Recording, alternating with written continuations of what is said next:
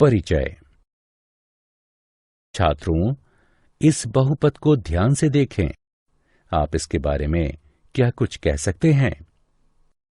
यह चर x में घात का बहुपद है। तुम सही कह रहे हो।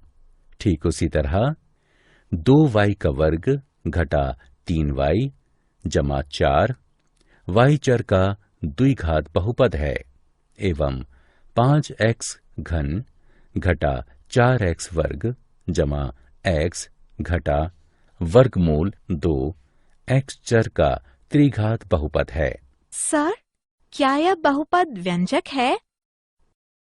नहीं, इनमें से कोई भी व्यंजक बहुपद नहीं है। आज हम लोग बहुपद के बारे में विस्तार से जानेंगे। उद्देश्य। इस पाठ के अंत में आप निम्न करने में सक्षम हो जाएंगे। बहुपद के शून्यकों के ज्यामितीय अर्थ की व्याख्या करना, बहुपदों के तीनों प्रकारों के शून्यकों की व्याख्या करना, एक बहुपद के शून्यकों एवं गुणांकों के मध्य संबंध को समझना, बहुपदों के लिए विभाजन एल्गोरिथ्म की व्याख्या करना। परिभाषाएं। एक बहुपद की घात उस पद की घात के बराबर होती है जिसकी घात बहुपद में सर्वोच्च होती है। एक घात वाले बहुपद को रैखिक बहुपद कहते हैं। दो घात वाले बहुपद को द्विघात बहुपद कहते हैं। तीन घात वाले बहुपद को त्रिघात बहुपद कहते हैं। बहुपद का शून्य बहुपद का हल है। इस प्रकार सामान्य तौर पर यदि k शून्य है तो p x बराबर ax जमा b, तब p k बराबर ak जमा b बराबर शून्य, अर्थात k बराबर घटा b बटे में a। अतः ax जमा b रैखिक बहुपद का शून्यक होगा।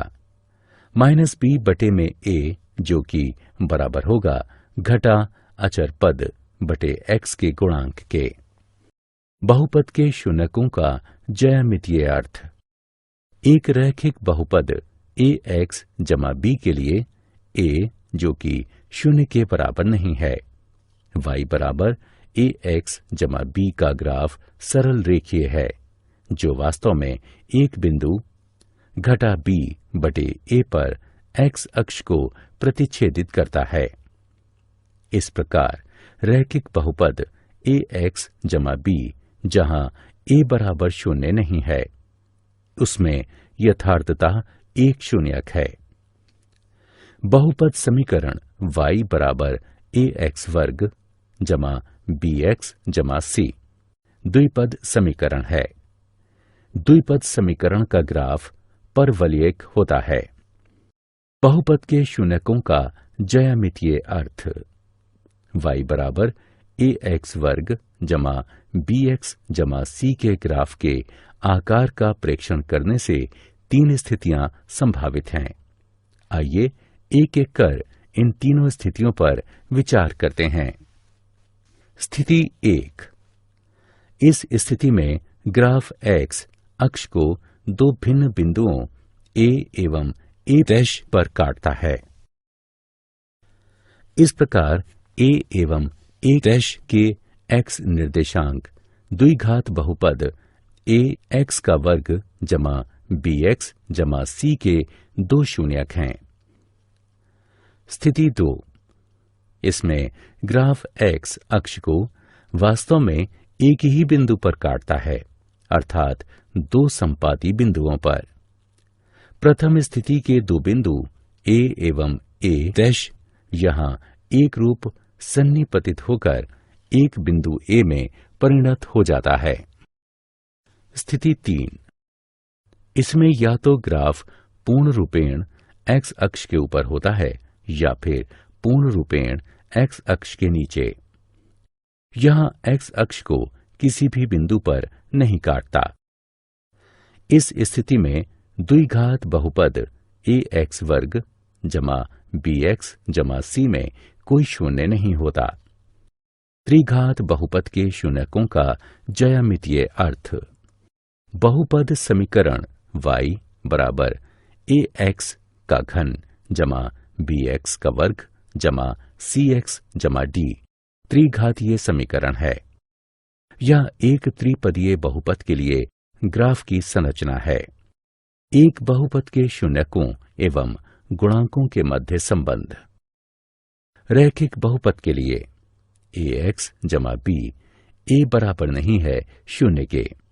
ax जमा b का शून्यक है घटा अचर पद बटे x के गुणांक के, जो कि बराबर होगा घटा b बटे a के। उदाहरण 2x जमा 3 का शून्यक घटा 3 बटे 2 है। द्विघात बहुपद ax का वर्ग जमा bx जमा c a जो बराबर नहीं है शून्य के। यदि अल्फा बीटा ax का वर्ग जमा bx जमा c के शून्यक हैं, तब शून्यक अल्फा जमा बीटा का योगफल होगा घटा x के गुणांक बटे वर्ग x के गुणांक के, जो कि बराबर होगा घटा b बटे a के। शून्यक अल्फा बीटा का गुणनफल बराबर होगा अचर पद बटे वर्ग x के गुणांक के, जो कि बराबर होगा c बटे a के। उदाहरण यदि अल्फा बीटा 2x वर्ग जमा 3x जमा 2 के शून्यक हैं, तो अल्फा जमा बीटा बराबर है घटा 3 बटे 2 के, और अल्फा गुणा बीटा बराबर होगा 2 बटे 2 यानी 1 के। त्रिघातीय बहुपद के लिए यदि अल्फा बीटा गामा त्रिघातीय बहुपद ax का घन जमा bx वर्ग जमा cx जमा d बराबर शून्य के शून्यक हैं, तब शून्यक अल्फा बीटा गामा का योगफल होगा घटा वर्ग x के गुणांक बटे घन x के गुणांक के, जो कि बराबर होगा घटा b बटे a के।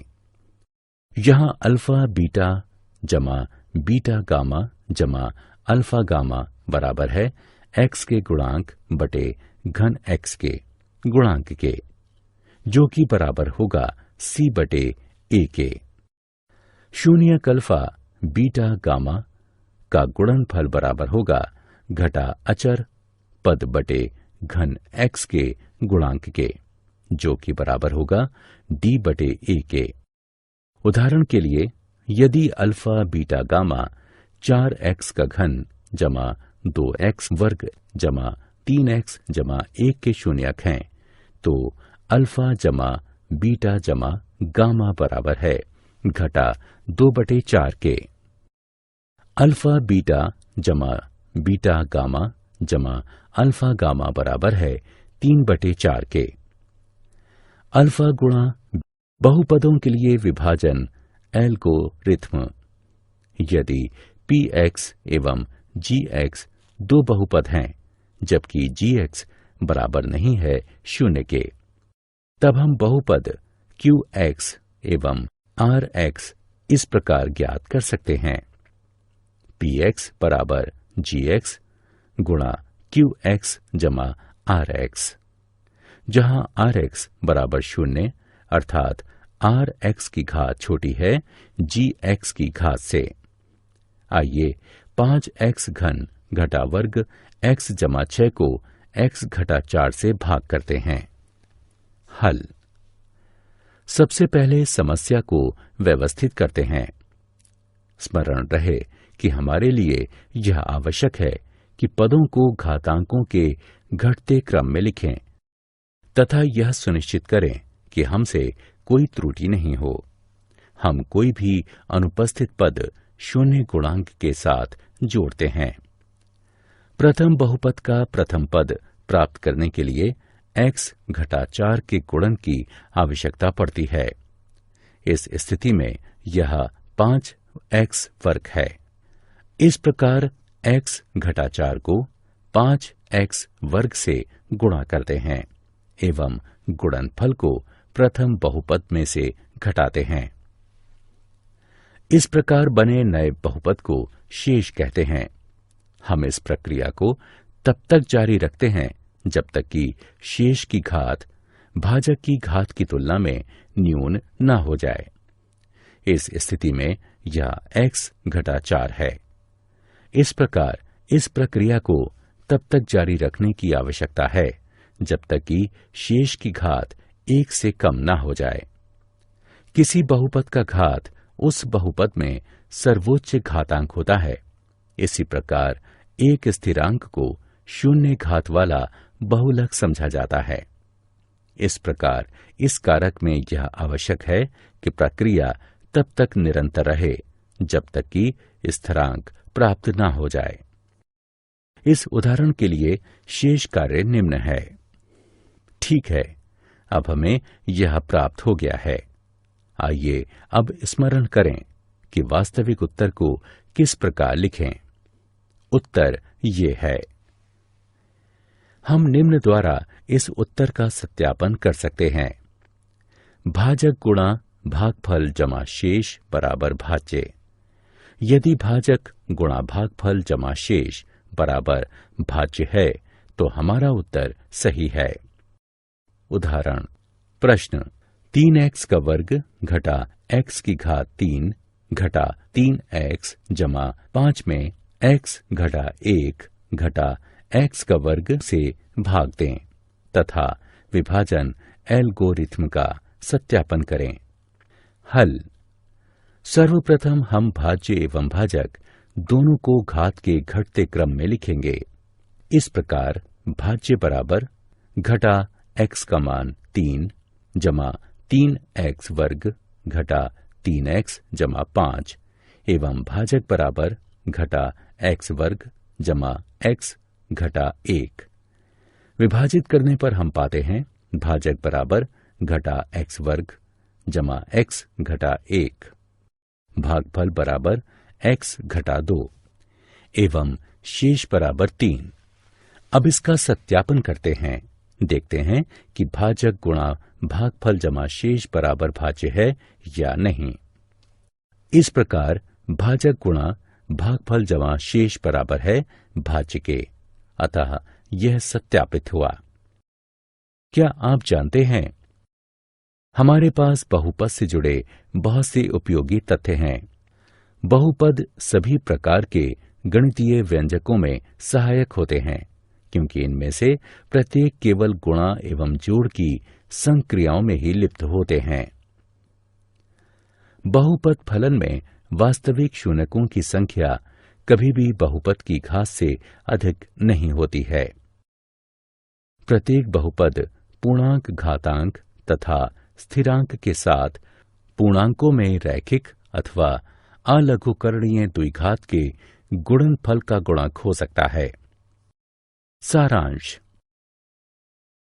आइए हमने जो कुछ सीखा है उसे संक्षेप में दोहराएं।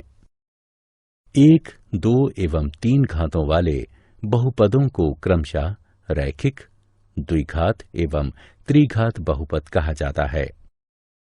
एक द्विघात बहुपद ax वर्ग जमा bx जमा c, जहां a, b, c वास्तविक संख्याएं हैं तथा a शून्य के बराबर नहीं है के रूप में होता है।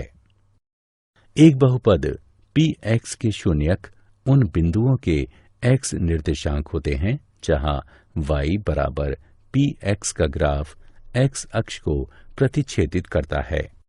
एक द्विघात बहुपद के अधिकतम 2 एवं त्रिघात बहुपद के अधिकतम 3 शून्यक हो सकते हैं। यदि द्विघात बहुपद ax वर्ग जमा bx जमा c के शून्यक अल्फा एवं बीटा हैं, तो अल्फा जमा बीटा बराबर है घटा b बटे a के। अल्फा बीटा बराबर है c बटे a के। यदि त्रिघात बहुपद ax की घात 3 जमा bx वर्ग जमा cx जमा d बराबर 0 के शून्यक अल्फा बीटा a गामा है, तो अल्फा जमा बीटा गामा बराबर है घटा b बटे a के। अल्फा बीटा जमा गामा अल्फा बराबर है c बटे a के। अल्फा बीटा गामा बराबर हैं D/A के। विभाजन एल्गोरिथ्म के अनुसार दिए गए बहुपद px एवं शून्येतर बहुपद gx के लिए दो ऐसे बहुपदों qx तथा gx का अस्तित्व है कि px बराबर gx qx जमा rx, जहां rx बराबर 0 है अथवा घात rx छोटा है घात gx के।